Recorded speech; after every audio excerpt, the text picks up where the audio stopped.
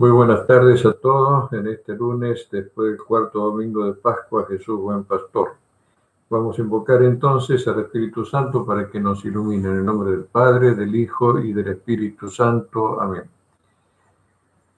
Ven Espíritu Santo, ven por medio del corazón inmaculado de María, tu amadísima esposa. Dios te salve María, llena eres de gracia, el Señor es contigo. Bendita tú eres entre todas las mujeres, bendito es el fruto de tu vientre Jesús. Santa María, Madre de Dios, ruega por nosotros pecadores, ahora y en la hora de nuestra muerte. Amén. San José, ruega por nosotros. En el nombre del Padre, del Hijo y del Espíritu Santo. Amén. Bueno, esta tarde vamos a hablar del concepto de la misericordia. La primera falla en el concepto de la misericordia viene de identificar misericordia como una especie de indulgencia ante las carencias y falencias morales que nos asisten a nosotros por ser herederos de la culpa de Adán, hijos de Adán. Pero si nosotros queremos ceñirnos exactamente a un verdadero concepto de misericordia, tenemos más bien que atender a la definición nominal, es decir, a la palabra misericordia. La palabra misericordia nos conduce de un modo directo al concepto de pobreza, miseria, miseris cordare. Yo a los pobres, a los míseros, daré mi corazón. Y ahí vamos a ver que tenemos tres miserias. La primera miseria en el orden ontológico, en el orden del ser, porque sencillamente hemos sido sacados de la nada, no existíamos, qué pobreza. Esa es la mayor miseria nuestra, es que Dios nos sacó de la nada y nos enriqueció con toda clase de dones naturales. Luego viene la miseria moral, que ese ser que nos ha sido dado, que Dios desde toda la eternidad lo pensó, es decir, que nosotros existimos eternamente porque ya desde siempre estuvimos en la mente de Dios, porque los seres no existen en el momento que tienen existencia, sino que Dios siempre lo tuvo contenido en su presciencia divina, así que en la ciencia de Dios, en el corazón de Dios, siempre nosotros hemos estado depositados.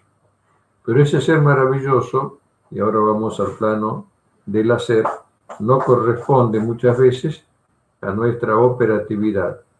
Es igual que yo tengo un hermoso celular y no lo sé usar o lo uso mal y lo recargo y después el celular recargado y tiene mucho vídeo, etcétera, no funciona bien, es porque yo no lo sé usar, no respeto la naturaleza. Y ese es el plano moral.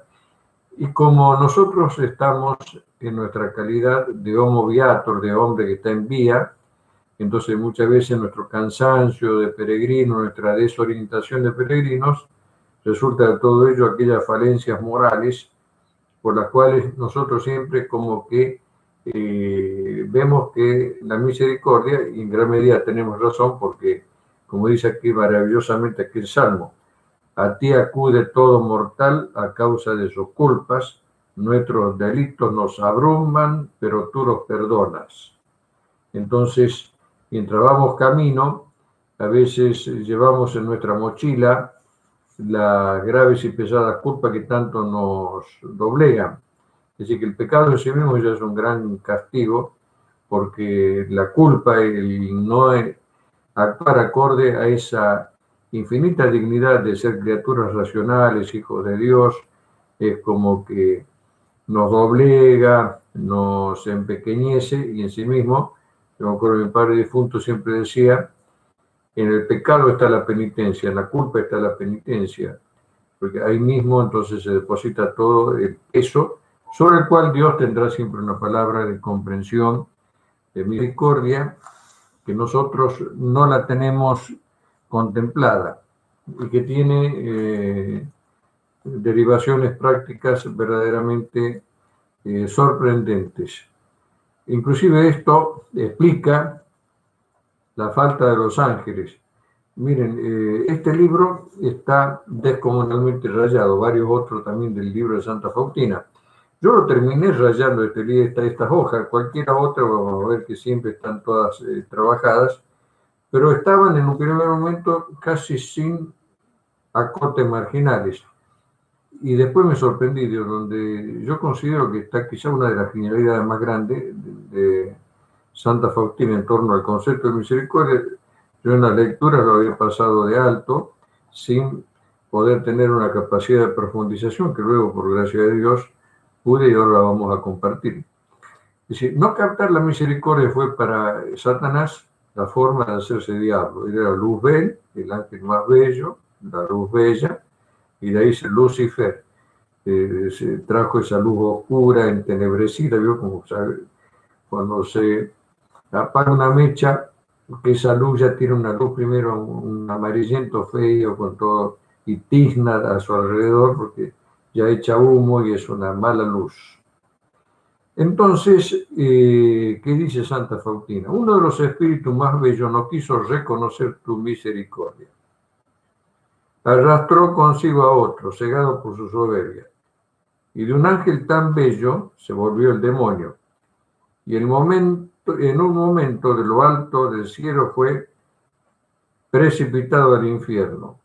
De repente los espíritus fieles exclamaron gloria a la misericordia de Dios. Y resistieron felizmente la prueba de fuego.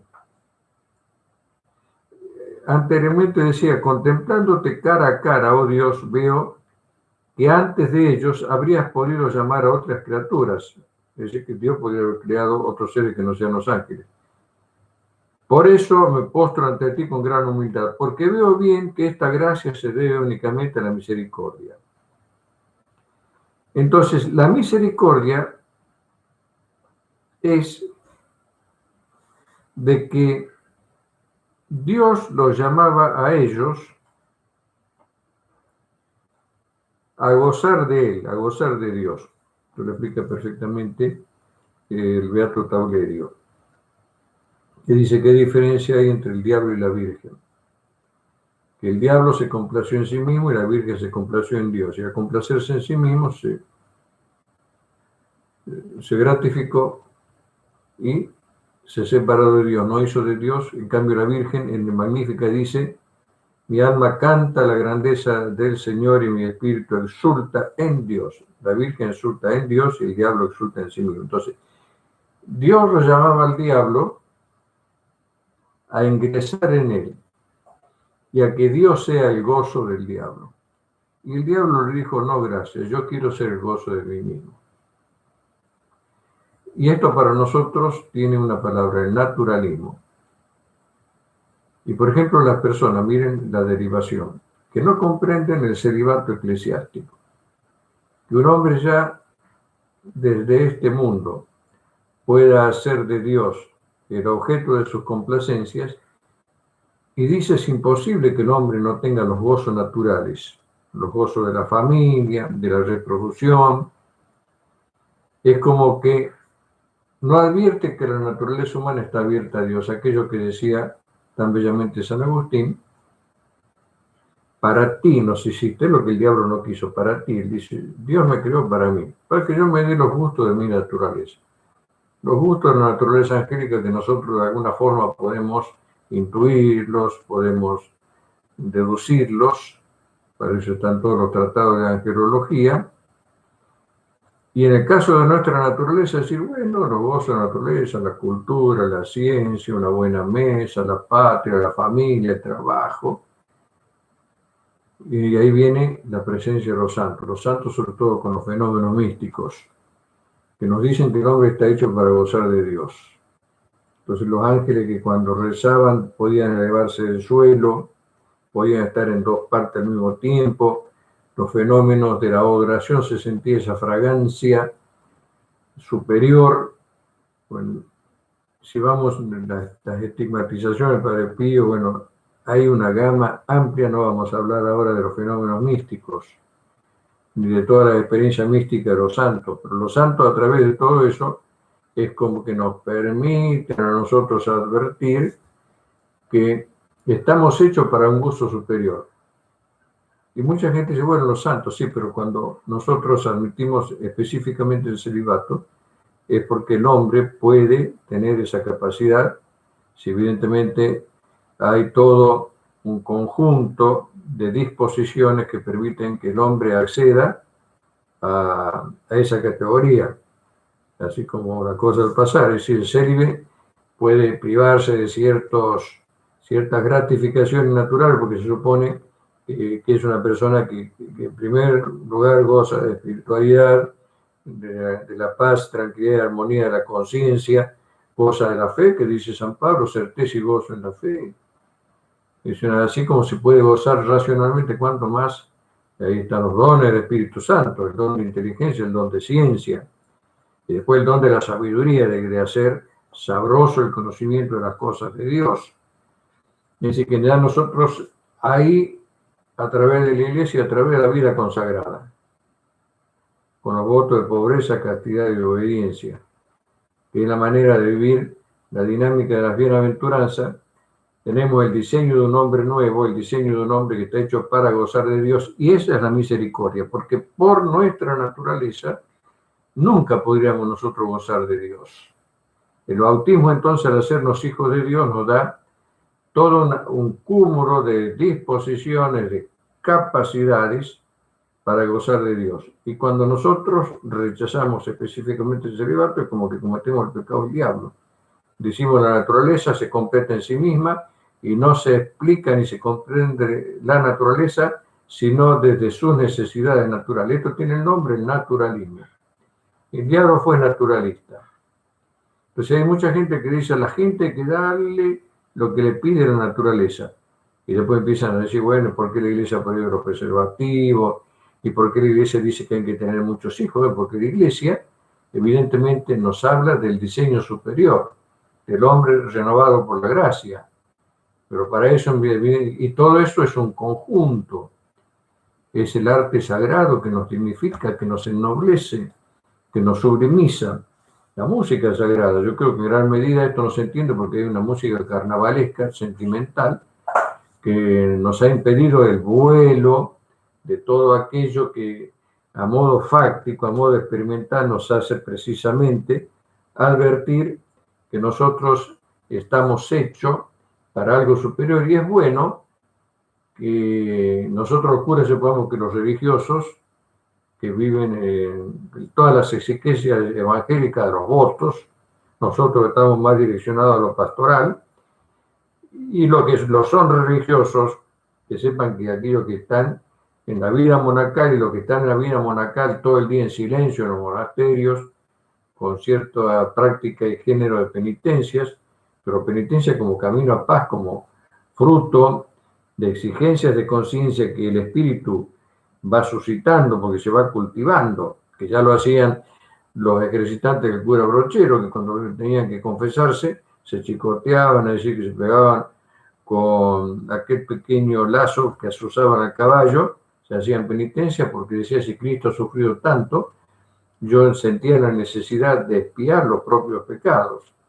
Y después los ermitaños, que no solamente viven en silencio, sino que viven en soledad. Entonces, porque la soledad es la necesidad de entrar en ese contacto, de vivir todo el día para Dios.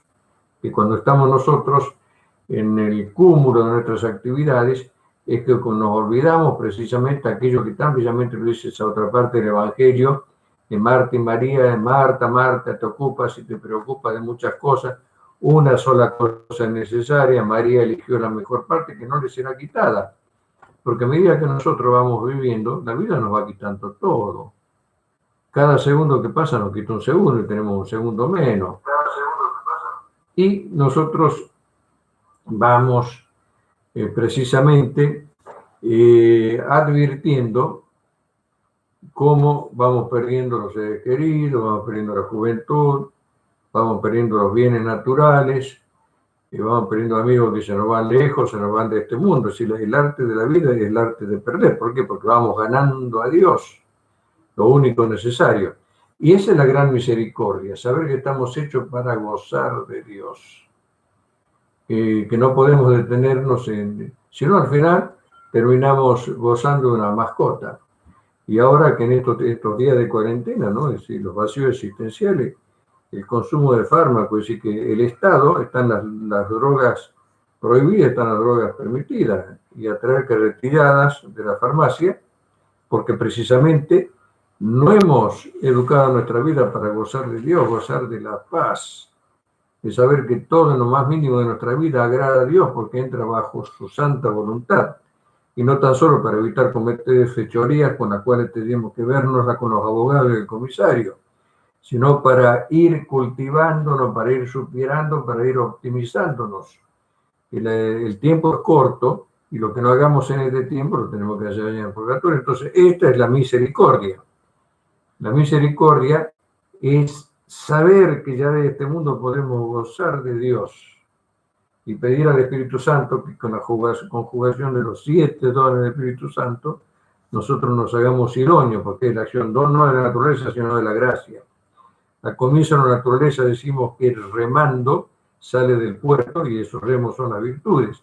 Pues ya cuando está en el mar se izan las velas y es el Espíritu de Dios el que nos va empujando precisamente para poder gozar de Dios. Entonces esta es la tercera misericordia. La primera, sacarnos de la nada. La segunda, sacarnos del pecado. Y la tercera, llevarnos hasta Él, que se especifique y se concrete en la Eucaristía. Yo siempre digo que una de las cosas que jamás me voy a olvidar era la cara de las carmelitas cuando era seminarista y comulgaban. Se transformaban esos rostros. Entonces era una experiencia que tenían. Entonces nosotros nos damos cuenta cómo exultaban. Y por otra parte, ¿dónde hay alegría en el mundo? El que conoce un locutorio de carmelitas, en ninguna parte hay más alegría que en esas personas que viven solas, que viven encerradas, ahora que estamos en el encierro de la cuarentena, y a veces nerviosos peleándonos, y nunca hay tanta alegría como cuando uno va a ver las carmelitas, y una alegría que brota adentro, que desborda, que derrocha. Entonces ahí vemos entonces esa tercera misericordia, la de Dios que superando los límites de nuestra naturaleza nos lleva hasta Él. Entonces ahí ese es el concepto, porque si no pensamos al reducir la misericordia a lo moral, terminamos diciendo que la misericordia es como una especie de fábrica de miserables. Pues perdona, nadie sale de la miseria. Y ahí empezamos inclusive a cometer un gravísimo error, a contraponer justicia con misericordia. Entonces decimos lo contrario de misericordia de la justicia, no, lo contrario de la misericordia no es la justicia, sino la indiferencia, la persona que no es solidaria, la persona que no se conmueve, el desaprensivo. Misericordioso es aquel que ante la miseria se consustancia, viene a ser como el compasivo, se compadece, siente, porque la pasión es precisamente padecer alegría, es ver que en nuestra estructura de sentimientos llega a conmoverse con la tristeza, con la alegría. Entonces, uno dice, padece alegría, bueno, no, si experimenta, padecer viene a ser experimentar, para ser más específicos y más técnicos. Entonces nosotros tenemos que ir advirtiendo que la misericordia no se contrapone a la justicia, y lo contrario de justicia no es misericordia, lo contrario de justicia es injusticia. Entonces, cuando nosotros queremos que un Dios sea permisivo, estamos diciendo que Dios no sea Dios, que Dios sea injusto.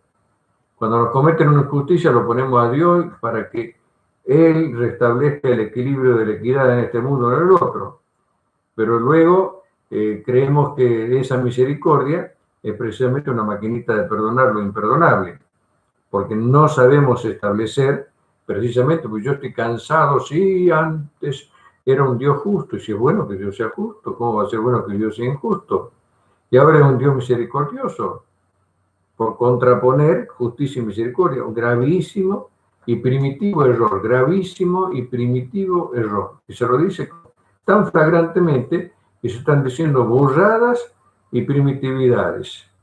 Inclusive, bien podemos decir que aquellos que sostienen la justicia no llegan a misericordia. Dios es justo, bueno, pero Dios nació en Belén, muerto de frío, pobre, murió en la cruz, vivió su existencia tan fatigosa y entregada. La Eucaristía se nos da, entonces todo lo que dicen Dios es justo no llegan a misericordia, pero detengámonos. Lo que dicen Dios es misericordioso niegan la justicia. ¿Para qué? Para tener la picardía de decir yo peco y no pasa nada. Es así la cosa, ¿eh?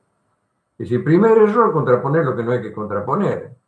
Semejante burrada. ¿Para qué? Para conectar y para justificar actos que deberían ser objeto de conversión. Porque si no, la misericordia es fábrica de miserables. Todos los problemas son mentales, cuando hay un desenfoque mental. Como ahora con el coronavirus, cuando uno no ve lo que es la enfermedad en sí misma, y a mí me causa a veces admiración los médicos que en vez de ver la enfermedad en las probetas de los laboratorios, en los procedimientos técnicos, lo ven en lo que dice el periodismo. El periodismo presenta todos los disfrazados de buzo y de astronauta con la mascarilla y del llanero solitario, y todo el mundo en sí mismo, en vez de los médicos de ir a ver cuáles son los procedimientos en las distintas etapas, cuáles son las estadísticas, y ahí como un globo se desinfla. Entonces, siempre nosotros, la debilidad del pensamiento, en la debilidad del pensamiento nosotros ya crecen los miedos, y los miedos siempre son malos consejeros. Son buenos instrumentos porque manejar en nuestra mano un miedo nos hace temeroso y no nos hace temerario. Pero cuando nosotros no lo manejamos los miedos nos manejan nosotros, como en este caso. Y cuando nosotros no manejamos bien los conceptos nos llevan siempre a hacer la nuestra. No pasa nada, no pasa nada. ¿Qué no va a pasar nada? Miremos cómo está el mundo. Por no poner los puntos sobre las IES. Entonces ahí tenemos que pedir esa lucidez para tener conceptos clarísimos. Porque aquí les voy a hablar, ya sí utilizo los últimos 5 minutos de la charla, si ustedes comienzan luego a hacer las preguntitas, les quiero hablar dentro del tema de la misericordia que estamos tratando de resumir. Entonces, al principio vemos que la primera miseria era la nada, la segunda miseria el pecado, y la tercera miseria en sí misma, pobreza, que no podíamos llegar a Dios. En segundo lugar, hemos visto que el concepto de misericordia no supone el de justicia. En tercer lugar, hemos visto que aquellos que contraponen justicia con misericordia son los que al final de cuentas caen en el error de el permisivismo de una misericordia con una fábrica de miserables. Lo mejor que le puede pasar a un drogadicto no es que Dios le perdone 1.000 veces porque se está drogando, sino que con la gracia de Dios supere la droga y de que sea un miserable. Si no, no podemos hacer de la misericordia. Y lo cuarto que vamos a ver ahora es esto. El concepto de misericordia se une con el concepto de maldición. Maldito es aquel que no puede recibir la misericordia. Qué duro, a mí hasta me cuesta decirlo. El diablo, por ejemplo, ¿por qué es un maldito? Ir malditos al fuego eterno. En el Antiguo Testamento, sí, Cristo, el Nuevo Testamento dice ir malditos al fuego eterno, con el diablo y sus secuaces. Dios nos libre. Uno no lo puede decir así nomás, porque nos puede tocar a nosotros o a la gente que queremos, ¿no es cierto? Bueno, que sería todo un temita lindo para hablarlo, eso. Cuando una persona se marea, se hace extraña a nosotros mismos, en este momento puede ser alguien muy querido, pero ya cuando esa persona se malea, esa persona se hace extraña a nosotros. Y dice, o sea, seguro que no os conozco, como dicen los criollos, lo desconoció. Entonces, una persona se hace maldita cuando no puede recibir la misericordia. ¿Cuándo no puede recibir la misericordia? Cuando no quiere cambiar. A ver, me explico. Entonces, una cosa no es maldita, no es mala, una cosa no es mala porque es maldita, sino que es maldita porque es mala. Imagínense que yo tengo que hacer una silla y me dan una madera podrida que ya se está desintegrando. Entonces, no es que yo digo, esta madera, hablo mal de la madera, esta madera está mala. No, esta madera es mala. Cuando yo digo, hablo mal dicho, maldito, esta madera es mala es porque la madera es mala. Entonces, una cosa es mala porque en sí misma se ha hecho malo, no porque está maldita. Entonces, la maldición no hace que la cosa sea mala, sino que porque la cosa es mala, es maldita. y es mala porque ya no puede dejar de ser mala. Entonces el infierno, si el diablo se arrepiente y cambia, se acaba el infierno. Pero se han hecho malditos porque ya no pueden cambiar. ¿Y por qué no pueden cambiar? Retrotraigamos al concepto de misericordia, porque se complacieron en sí mismos y no quieren dejar de ser dioses que se complacen en sí mismos. Entonces es un problema espiritual.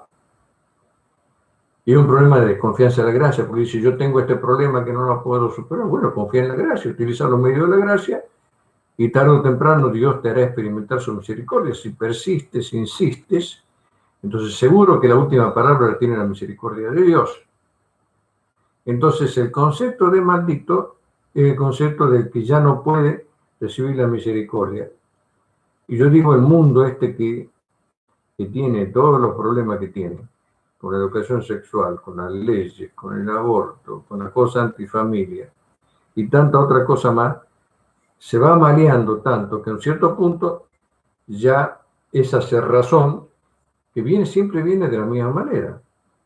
Es decir, todo pecado en el cual uno se arrepiente es como cuando comienza, miren la comparación que le voy a poner, cómo se hace la cáscara de la nuez. La cáscara no es tenue, uno con la uña, pero se va haciendo dura, y después vieron esas nueces, ¿no? Que cuesta muchísimo romperla. ¿Y para qué decir el tronco de un quebracho? Pero al principio era una cosa tenue. Y el tronco del quebracho al final es como una piedra, pero primero era con la suavidad de una hojita, de un vegetal tierno. Entonces se fue haciendo duro. ¿Por qué? Porque después de cada pecado no viene arrepentimiento. Cuando una persona después del pecado no se arrepiente, se va endureciendo. Y llega un punto que se hace impermeable a la misericordia de Dios, ahí se hace maldita. Eso para que no creamos entonces que la misericordia es una fábrica de perdonar, que va a perdonar, no, porque la misericordia siempre dice relación a la libertad. Y la libertad dice relación a cómo hemos complexionado nosotros nuestras actitudes, nuestros actos, nuestra personalidad. Entonces estos no son decretos y no son imposiciones que van a violentar la naturaleza. El gran principio de Santo Tomás de Aquino es la gracia supone la naturaleza. Hay todo, Dios nunca violenta la naturaleza. Y la naturaleza, ante cierto punto, se cierra como se cerró la naturaleza del diablo porque se complació en sí misma. Entonces, cuántas cosas para profundizarla y para, de alguna manera, también tener claves en las cuales nosotros entendemos la cosa para no equivocarnos. Porque cuando entendemos mal la misericordia, o decimos que tenemos una idea mala de Dios, o de que Dios es sumamente rígido, Dios va a perdonar siempre que nosotros podamos recibir ese perdón. ¿Qué decía San Alfonso María de Ligorio? Si tú pecas contra la justicia, acude a la misericordia. Y si tú pecas contra la misericordia porque abusa de la justicia, acude a la Madre de la Misericordia, que es María, la 3M, María, Madre de la Misericordia. Pero llega un punto que ya la Virgen no le va a poder tener a mano a Dios, porque la Virgen sería cómplice de toda la cachafonería. Que más de uno con todo este asunto del coronavirus tendrá la valentía de plantearse y de leer de vuelta, aunque es un libro muy profundo. Pero siempre tendremos que leer de estas claves antropológicas y de estas claves teológicas que hemos tratado más o menos de desentrañar con la exposición que acabamos de hacer. Preguntas que nos facilita el Padre Mauro. ¿Cómo nos ilumina justo ante la actual prueba de fe que vivimos? Bueno, yo he hablado del tema, ¿no es cierto?, de la misericordia. La fe mueve montañas, la fe es una gran misericordia porque mueve montañas. Miren, teniendo fe, se mueve cualquier montaña. ¿Se acuerdan cuando iban en el barco que se hundía? Dice, hombre de poca fe, ¿por qué dudáis? Pero si no tenemos fe, Cristo dijo, cuando venga el Hijo del Hombre, encontrará fe sobre la tierra. Y evidentemente que todo esto yo estoy seguro que a muchos les habrá ayudado. Pero las casas donde la gente está entrando en depresión, donde está consumiendo fármacos, donde los viejitos están abandonados, no nos alimentamos con la Eucaristía, y vaya a saber, sí, porque estamos viendo, sí, a algunos le da bien, pero no es lo mismo ver un programa de televisión de cocina que comer, poniéndose la servicio montaña. Pero si no activamos la fe, cuando venga el Hijo del Hombre, porque el descenso, la práctica sacramental, las vocaciones sacerdotales y vocaciones al matrimonio. Es decir, muchos de los chicos se casan y se enteran que están casados y rápidamente se separan. Es decir, es porque subyace una crisis de fe, y evidentemente que nosotros hemos hablado mucho de pastoralidad, pero ayer que soy buen pastor, pero en vista de la realidad de vuelta, cuando uno ve la realidad del coronavirus, entonces revé todos los conceptos. Cuando uno ve la realidad de las cosas, si no, en medio de la ruina humeante, como he hecho un acto de fe en la modernidad, que la modernidad salvadora, por arte de magia, todo lo va a componer, entonces nadamos en ese optimismo ingenuo. En contra de la fe es ese optimismo ingenuo de que no tiene una suficiente captación de la realidad como para hacerse las preguntas que surgen de la realidad. A veces somos omnipotentes, que creemos que vamos a transformar la realidad. Miren, antes, cuando había pandemia, se hacían, lo primero que decíamos es culpa de nuestros pecados, y se hacían rogativas. Las letanías mayores fueron de por San Gregorio Magno, que la rezamos siempre en Pascua, la rezamos en la ordenación episcopal, sacerdotal, diaconal. Fueron 7 procesiones que la gente iba muriendo mientras iba en la procesión. Y de ahí surgieron porque pedían perdón a Dios para recibir misericordia, y ahí se ve que pidieron perdón a Dios, están queriendo cambiar, porque si ahora vamos a pedir perdón a Dios, porque vamos a ir a la discoteca, vamos a seguir usando moda indecente, vamos a seguir entregando a los chicos cualquier tipo de educación. Entonces, si no queremos cambiar y si no reconocemos previamente, entonces la fe es una de las cosas que nos dice, precisamente le da entidad a lo que es el pecado. El pecado es deicida, el pecado nos lleva ya sabemos a dónde. Entonces, cuando creemos que el pecado lo vamos a confesar riéndonos en la cola del confesionario, vomitando el pecado para después seguir como antes, vamos.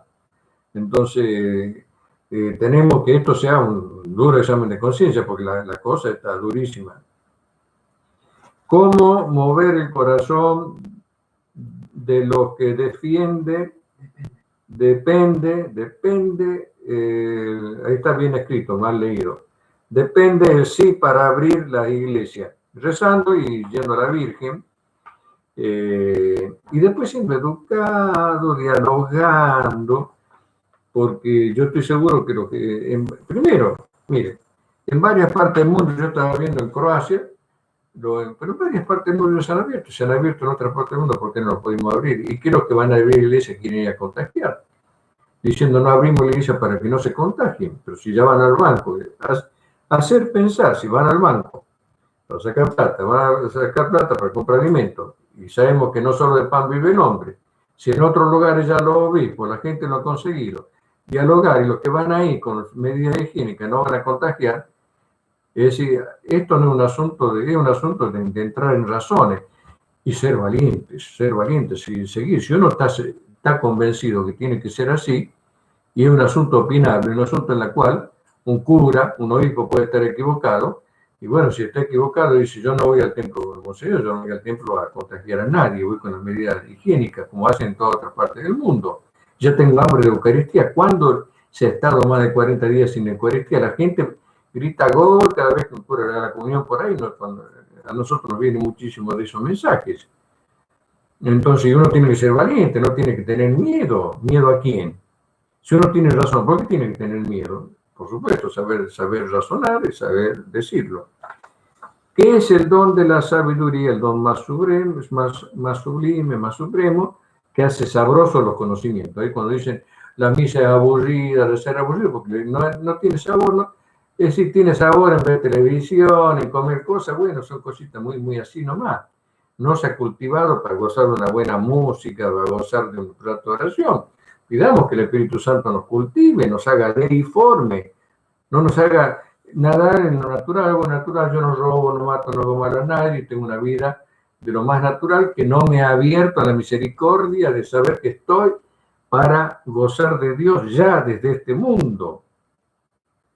Y para eso una cosa, vean, el gregoriano y la polifonía clásica y la música es la que nos va haciendo descubrir que somos seres espirituales con verdaderamente manjares superiores.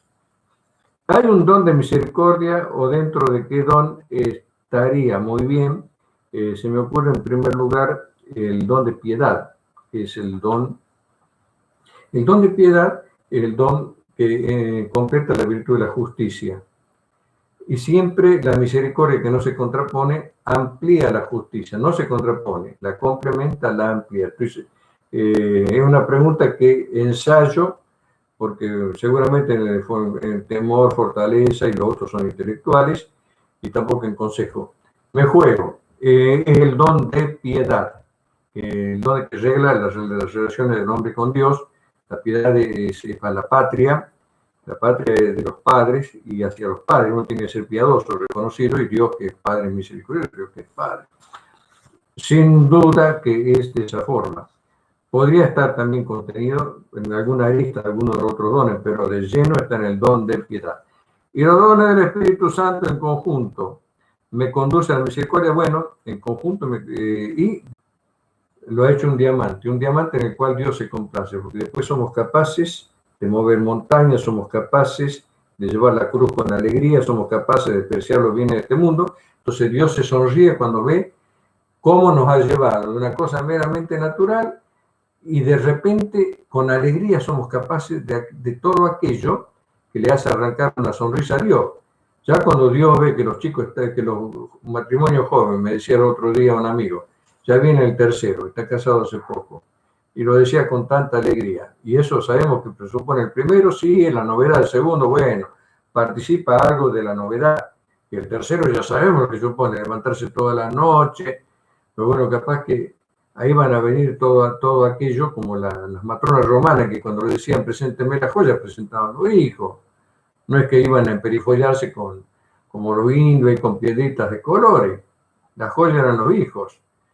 Porque la iglesia decía que ser pobre era un designio de Dios. ¿Qué libro deberíamos leer?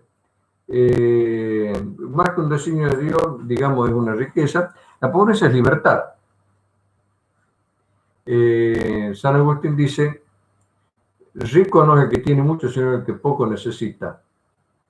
El rico se hace esclavo y dependiente de necesidades superfluas. Es lo mismo, cuando uno tiene muchas cosas, tiene que vivir, es esclavo de las cosas. Si tiene zapatos, tiene que ver que los zapatos no se les llenen de moho, tiene que gastar plata, ir a comprarlo, ir a cuidar. Entonces, la vida que es corta para cuidar ropa, para cuidar cuero, entonces inclusive hacer números, los religiosos, el voto de pobreza, uno se encarga de la economía y nos encargamos de cosas más importantes que hacer números. Bueno, pero eso depende de la antropología. Si nos ha formado la televisión, que tiene que tener una chiquera y disponibilidad, entonces, bueno, terminamos siendo esclavos de las cosas. Nos falta eso. Bienaventurados los pobres. Por otra parte, vayan ustedes a las calles, los pobres siempre están contentos. Vayan ustedes a la calle, los viejos con todos los achaques están contentos. Los jóvenes que únicamente están contentos cuando están en el bailongo con una botella de Fernet, siempre están nerviosos porque no saben qué van a hacer de la vida, descontentos porque están peleados con los padres, con los profesores de la universidad, con la chica que no les lleva el apunte. Entonces, cuando uno va a lo fáctico, uno sabe, porque los pobres se contentan con poco y los ricos siempre tienen necesidades superfluas. Hay muchos ricos que, ahí está el asunto, ojo, no hablemos mal de los ricos, porque hay muchos pobres que son ricos sin dineros. Y hay muchos ricos que son pobres con dineros. Porque ellos saben de que el dinero poco le quita y poco le agrega. Pero administran y ni siquiera nadie se da cuenta que tienen dinero. Porque gente sabe que va. Me responden que vaya a los pobres, que allí está Jesús. Pero no es lo mismo, ¿verdad? Y uno, si yo quiero ir a un retiro espiritual, voy a un retiro espiritual. Si yo quiero rezar el rosario, voy al rosario. Entonces, cuando yo quiera servir a Cristo a los pobres, para eso soy libre, iré a los pobres. Pero el pobre no es únicamente el pobre que le falta cosa. Pobre en primer lugar es el enfermo. Pobre es el triste, pobre es el desorientado, pobre es el drogadicto. El más pobre de todo es el pecador, más que el enfermo. Porque el pecado hace que lo estemos clavando a Cristo en la cruz y estemos destruyendo nuestra naturaleza. Entonces, no podemos ser tan materialistas de que el pobre material únicamente está mucho más pobre el enfermo, mucho más pobre el pecador, mucho más pobre es el incrédulo que le falta la cepa de que la gracia me llama a emplear mi tiempo y mis energías y mis cualidades a verlo a Cristo en el hermano, no tan solo pobre material, porque eso es muy reductivo, vamos, vamos, vamos, sino en todo lo otro que le acabo de señalar. Pero yo para ir al pobre, y esta sería la respuesta que hay que dar, yo necesito tener fuerza. Y para tener fuerza, ¿de dónde le voy a sacar? Sino de la palabra de Dios y sobre todo de la Eucaristía. Pero padre, sí, porque quiero ir al pobre, vengo a pedir la Eucaristía. Y si no me falta la fuerza. Y el pobre no es únicamente, como decíamos recién, hay muchos pobres que son ricos sin dinero, porque serían más desgraciados que los más desaprensivos de los ricos. Y hay muchos ricos que le dan tan poca importancia a la plata que tengan o que no tengan. Es decir, que tenemos que tener una mirada que vaya al cuide de la cuestión, a la esencia de las cosas. Lunes próximo, desde la fe, a las 18 horas. Bueno, comenzado. Esta es una hora que muchos están viendo, asistiendo virtualmente a las Eucaristías y se colapsa la red porque todo el mundo ve esto una hora que empieza ya a frecuentarla. Entonces, el próximo lunes no va a ser a las 19, va a ser a las 18. Bueno, espero que le haya salido un mito de la cabeza porque venimos a pensar.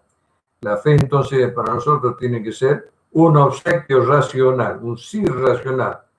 Por ahí sí hay que decir, Señor, esto me sobrepasa mi capacidad de entender. Pero una vez que acepto esos principios, ya tenemos que ir hilándonos con una suprema racionalidad, con una muy luminosa racionalidad, porque son las tres luces que tiene el hombre: la luz de los sentidos, la luz de la razón y la luz de la fe, entre las cuales sabiamente tienen que armonizar. Demos gracias. Gracias te damos, Señor Dios omnipotente, por todos los beneficios recibidos de tu mano generosa, a ti que vives y reinas por los siglos de los siglos. Ave María Purísima. Bueno, acá nos dicen los lugares: desde Santa Fe, Salta, Goya, Corrientes, Reconquista, Lima, Perú, familia Colina, Ignacio, saludo. Un argentino nuestro, más todos los hermanos peruanos que seguramente le habrán participado Ignacio y que están enganchados y que los queremos y admiramos tanto. Chacabuco, cómo no acordarnos de todos los hermanos. Nuestras fincas se ponen bellísimos. Santiago del Estero, Tucumán, Mendoza, Despeñadero, Córdoba, Federación, Entre Ríos, Caballito, uno de los 100 barrios porteños, Corrientes, Paraná, Entre Ríos, Jujuy, Catamarca, que el padre Mauro está terminando de enviar alguna misiva. Esto es una chorrera de lista, pero es como para más o menos consignar algunos de los lugares con los cuales hemos estado enganchados. Entonces, en el canal YouTube Cristo Hoy Digital, el próximo lunes, casi de noche, ¿no? Así que ya también nos vamos aproximando al invierno lentamente. Entonces, el próximo lunes a las, digamos todo, 18 horas. Bueno, un gran saludo a los amigos y una alegría grande de poder estar siempre en conexión. Que Dios los bendiga. Buenas tardes.